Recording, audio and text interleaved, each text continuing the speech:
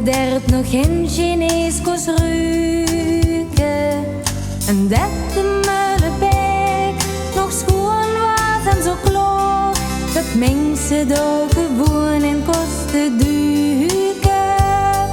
We kijken wel eens rond, zijn heel verbaasd. We denken dan stil aan wie het vroeger was. We doen de ogen toe en dromen weg. Daar is ons straat, daar is ons oude plek. Voorbij is het gegaan, het is nou gedaan. Toch is het even fijn en de stil bij te staan.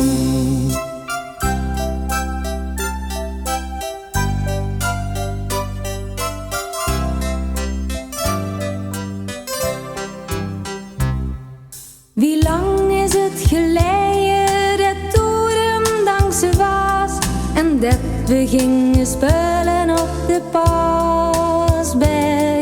De klefsen die in den tijd liggen heel eind weg. De gat dat was voor ons een vrije paradijs. We hadden het niet druk, maar vonden het geluk. En zoveel kleine dingen, ja, dat deed